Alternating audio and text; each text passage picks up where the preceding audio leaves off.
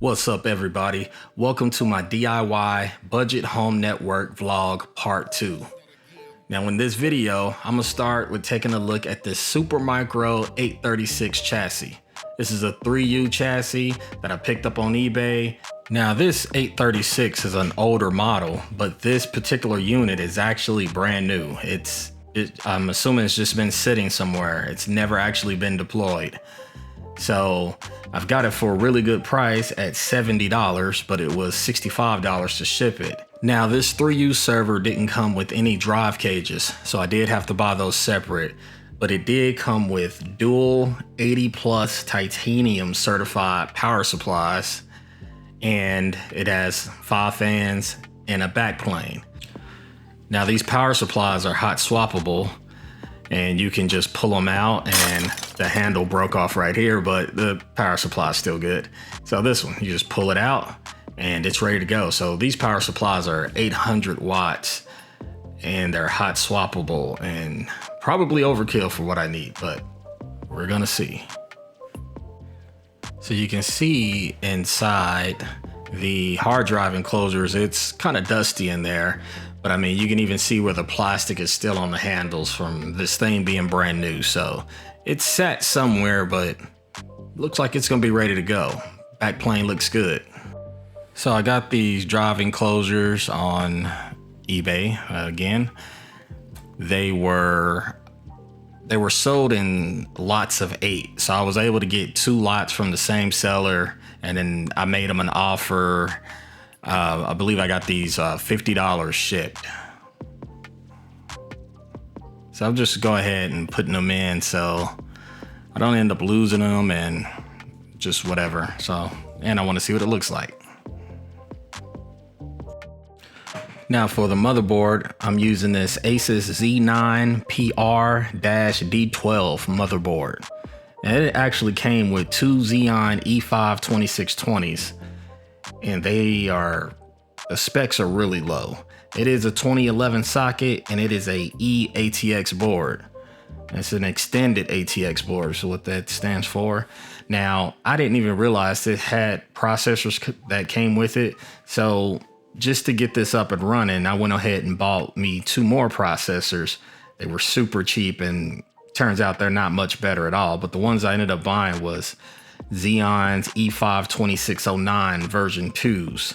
These are 2.5 gigahertz quad cores.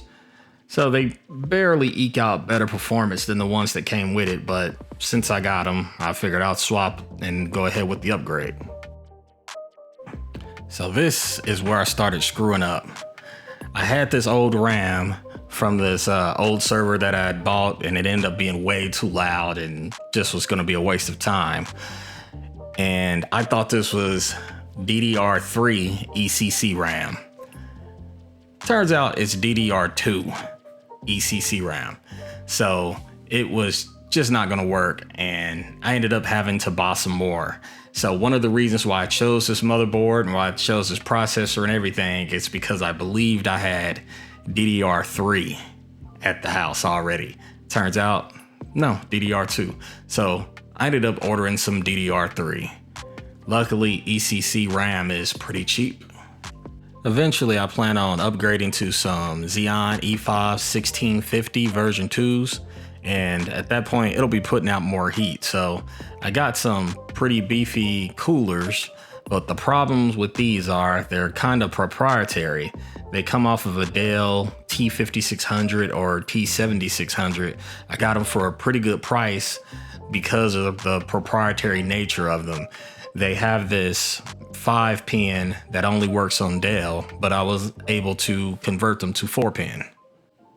So I'm not going to go into a whole lot of detail in this video and what I did to convert this, but I noticed that there were only 4 wires going into this 5-pin connector, and they were the same colors of this other standard CPU fan that I had on hand. So I just decided to de-pin the connector and get these pins ready, and then I just put them in the same arrangement as the standard connector. And that was it, guys. So once I got done, I used my main computer to test the fan. So I just used the 5-pin connector and slid it over the 4-pin fan header, and the 5th pin that was empty just overhang, and the fan worked no problem. So I'm not 100% sure if it will fan control and speed with the PWM, but I'm pretty sure it will because it's lined up just the same. At this point, I thought it would be a pretty good idea to go ahead and mount the motherboard in the chassis. So I printed out a printout for this motherboard. I wanted to make sure that I had all the standoffs in the right place. If a standoff is in the wrong place, just sitting behind the board, you might actually short circuit your motherboard and not even know it because you have a standoff in the wrong place. So I took several times to make sure that they were in the right place, and I got it. So if you're gonna use a non-Supermicro motherboard with this Supermicro chassis, you're gonna need this front panel connector adapter.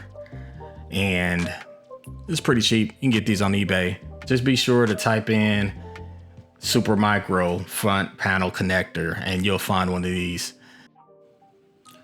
So I started to run into more problems with this just being somewhat of a proprietary system.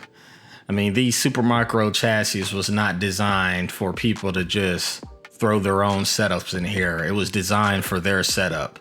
What I'm trying to do is get the fan to be in a pull configuration, because I can't be in a push configuration because those heat sinks that's up there near the fans in the case, as you can see, they're getting in the way. So I have to put my fan in a pull configuration.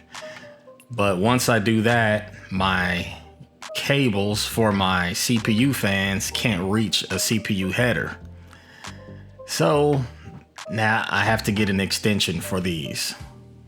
This part is off camera, but I also ran into an issue with the SAS connectors reaching my SAS card.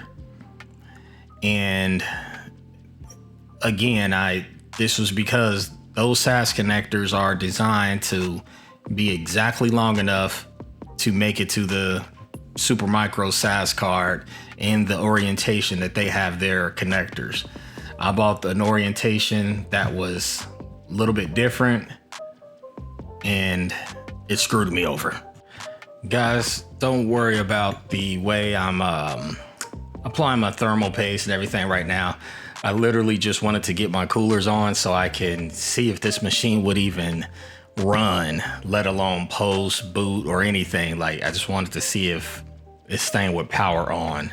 So I threw these on just to make sure if the processors was doing anything, they wouldn't overheat completely right now. But yeah, I'm not even able to run my fans at this point. So guys, it did power on.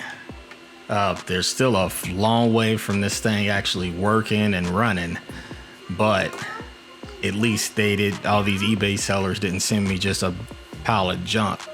So I've got the RAM that needs to go in, and this thing it's pretty loud, but it's not super loud like my old server that I bought from someone on Craigslist that I never even deployed it because it was just so loud.